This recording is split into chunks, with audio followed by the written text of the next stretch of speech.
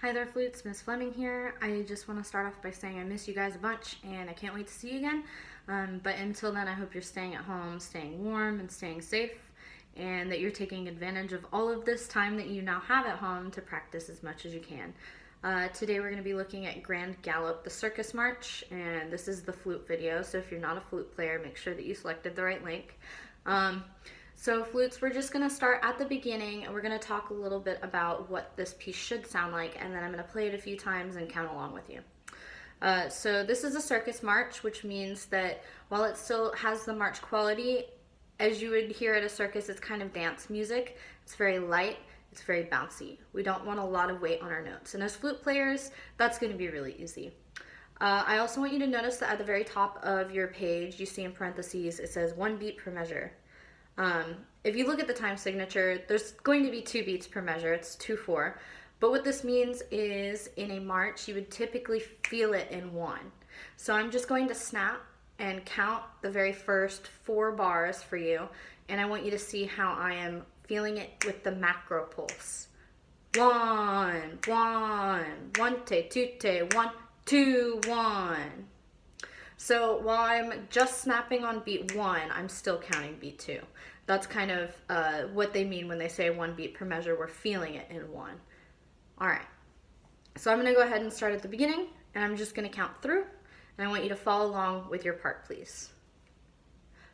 1, 1, 1, 2, 1, 2, 1, 1, 1, 2, 1, 1, 1, 1, 2, 1, 1, 1, 2, 1, 2, 1, 1, 2, 1, 2, 1, 2, 1, 2, 1, 1, 1, 2, 1, 1, 1, 1, 2, 1, 1, 1, 2, 1, 2, 1, 1, 2, 1, 2, 1, 2, 1. So I hope that you noticed that I've done a few things here with my counting, and we've actually talked about this in sectionals before. Whenever you count, you have to count with the correct style. So anytime you see an accent mark, you're counting that accent, and anytime you see dynamic changes, you're going to count with those dynamic changes. So at the beginning, we started at a forte, then we pulled back to a mezzo forte, and there's a lot of swelling back up to forte, back down to mezzo forte, just a few times.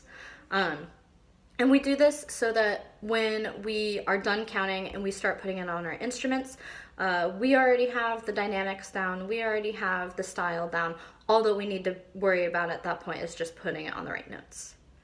Okay, so the next thing that I want to talk about is at the end of the first ending, where you have the repeat symbol. We're repeating back to measure 5, not the beginning.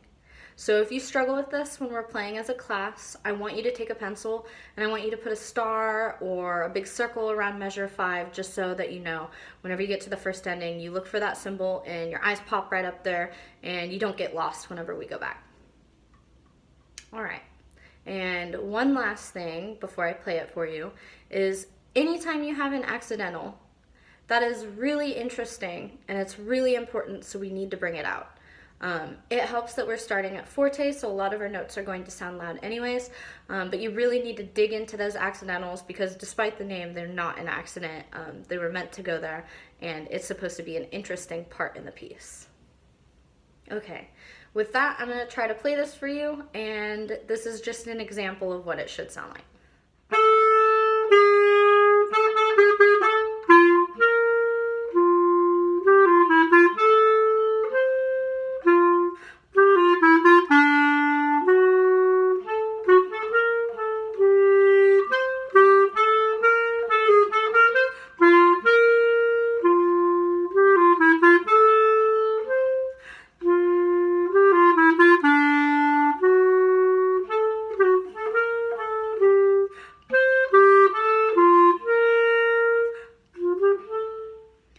So moving on to the next section, we have pickups into 25.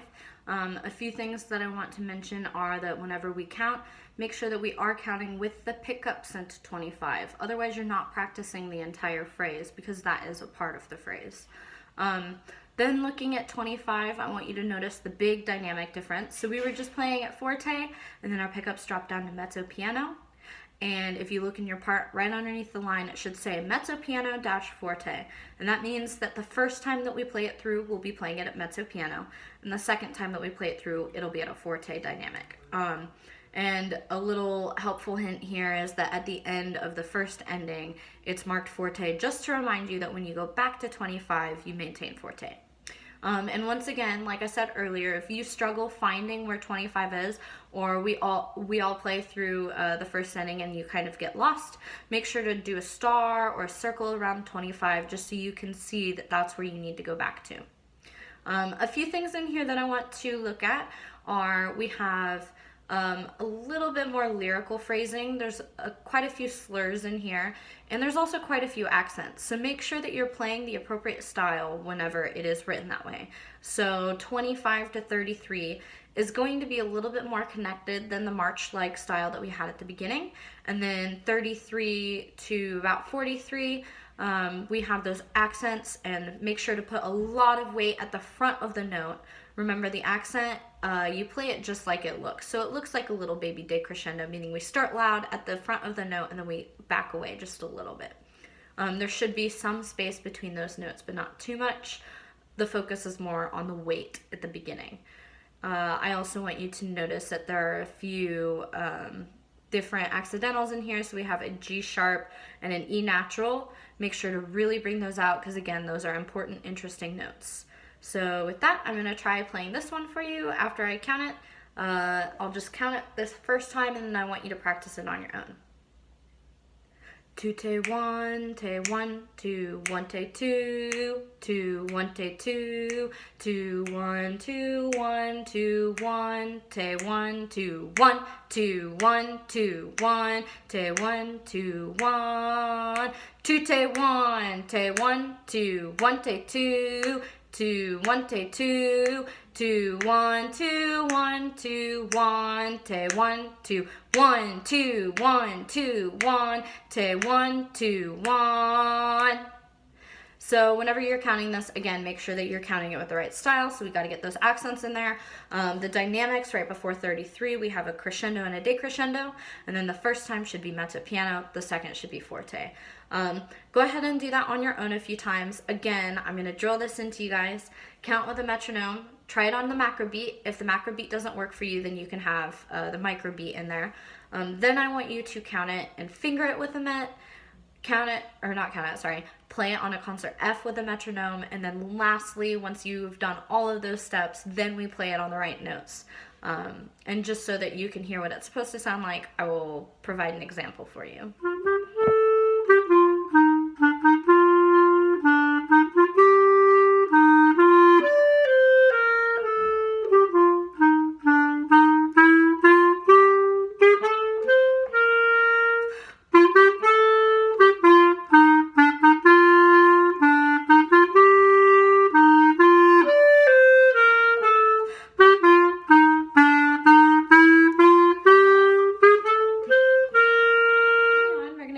And look at the rhythm between 75 and 83. This rhythm repeats itself again between 83 and 91, and then we have almost the exact same rhythm at 91. I want you to look at dynamics and, again, articulations such as the accent marks, as well as all of the accidentals, because there's a lot more sprinkled in here. So first of all, I'm just going to go ahead and count it for you, and then I want you to practice counting it on your own. 1, 2, te, 1, 2, te, 1, 2, 1. So that's what the pattern is. And then at 91, we see a change in the third measure of that pattern, where instead of 2 quarter notes, we have a half note. So it should sound like this. 1, 2, te, 1, 2, te, 1, 1. And that's the only part that we're going to be looking at for now. I want you to practice this a couple times on your own, like I said, and remember, do dynamics. So at 91, there should be a big crescendo from mezzo forte to fortissimo, and then the first 2 times that you do it should be fortissimo. So let's try that again. This time I'm going to count all of the measures between where we come in after 75 all the way through 95, including the rest, so follow along. 1, 2, 1, 2, 1, 2, 1. Rest. 1, 2, 3.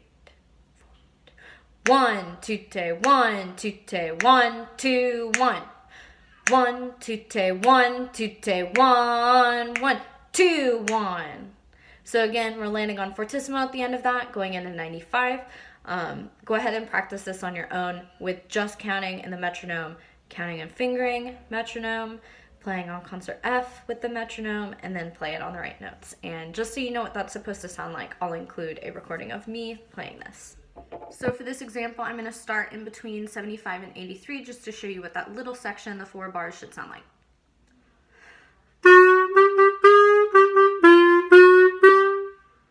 So there should be a little bounce between the notes on the accents, but remember, we're focusing more on the front of the note than we are the sustain or thinking of creating space. So let me try that again. Just pay attention to the accents this time.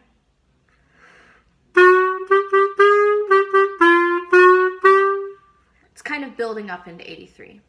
Now I'm going to skip ahead and I'm going to start in the section immediately following 83 and playing all the way to 95.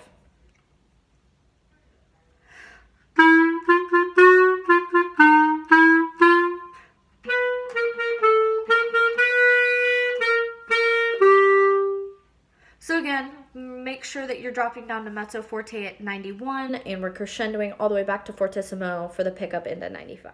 So this is my mistake and I'm really sorry for not mentioning it earlier. But in measure 43, we do have a key change and we've added one more flat. So now we have 3. It's B flat, E flat, and A flat, which means in that section between 75 and 83, the A flat in parentheses, that is no longer an accidental. They're just reminding you of the key. Anytime after that you see an A, you should assume that it's an A flat because that is in the key, unless otherwise stated. So that means that our new accidental note is an A natural, and those are the notes that you're going to want to bring out if you see it marked. Looking ahead, we're going to go pick up to 95, and 95 to the end is the section that I would like to look at today. This section is very much like a chorale, so the whole band is split up into parts, and we're all different parts of the chord. As flutes, we're going to be playing the melody. We really need to bring it out without overpowering everything. Now, it is written at a fortissimo, and everybody else in the band is also written at a fortissimo. But we need to make sure that our part is heard over the ensemble. And again, it's written as fortissimo, and the whole 3 lines, the last 3 lines of this piece are all at fortissimo. There's no other dynamic markings, which means that we are in charge of making the music.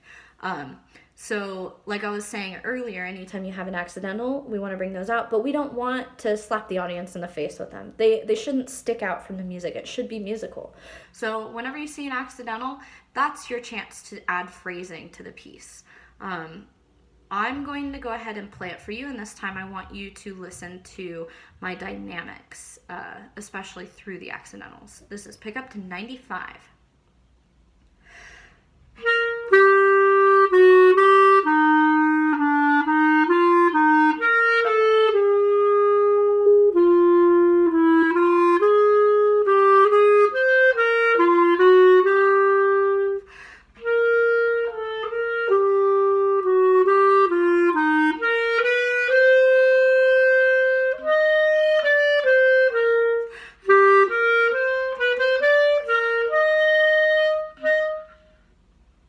So I think a great example of what we need to be doing with these dynamics around the accidentals is if you look ahead to measure 116, you have the B flat, B natural, and the C. So that's walking up. And of course, like I said earlier in our sectionals a few weeks ago, that the higher the note, the more it's going to come out. But we don't want it to pop out like the rest of the accidentals. We want to crescendo into it.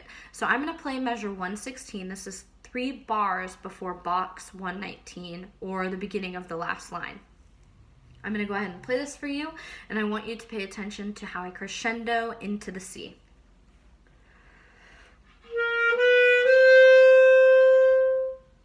So we start just a little bit softer so we have room to grow.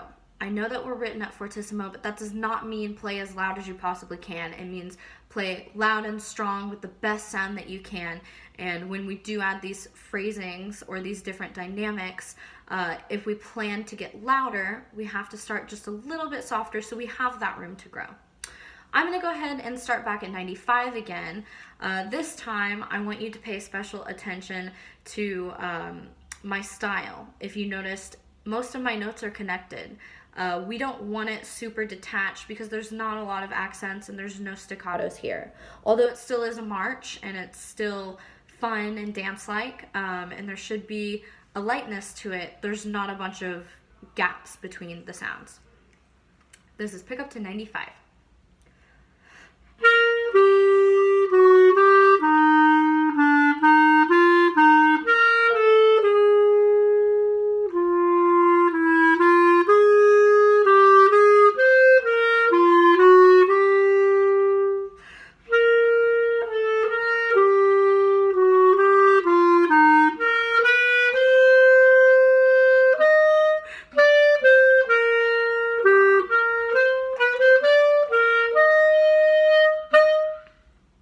So this is something that's going to take quite a bit of practice, and it'll really help if you record yourself on your phone or on a tuner or an app or something and listen back to it, because that's the best way that you're going to be able to hear what it sounds like to the audience. One last thing that I would like to talk about, the very last note on this page. If you look at the accent mark, it looks like this. So it's different than the ones that we've had previously that are sideways. This one points up. We call this a housetop or a rooftop accent because it looks like a rooftop. And what this means is it's still accented, so there's still a lot of weight to the front of the note. But this is also going to be played just a little bit shorter than a normal accented note. And if you notice that the composer actually has helped you with this by writing it as an eighth note and an eighth rest afterwards. An important thing to think about is that when we're with the band, everybody's going to be playing this note together, which means that we need to match length. Otherwise, it's going to sound funny if one flute hangs over into the rest. So this time I'm going to start in measure 119, and I'm going to play to the end, and I want you to listen to how I play that rooftop accent.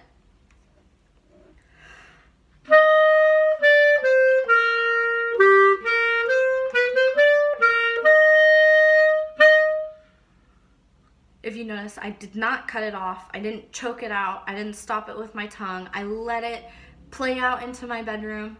And the only difference is there's still accent at the beginning, but I didn't play a whole beat. I just played for the half beat. I hope this video was really helpful. Remember, when you practice, count with a metronome, then count and finger along with the metronome. Play it on a concert F with the metronome, and then lastly, that's when you start adding in the notes and the music. I really hope that you guys have fun practicing. I can't wait to see you again. Stay safe, stay warm, stay healthy right now. I really want to see you guys again. Thank you.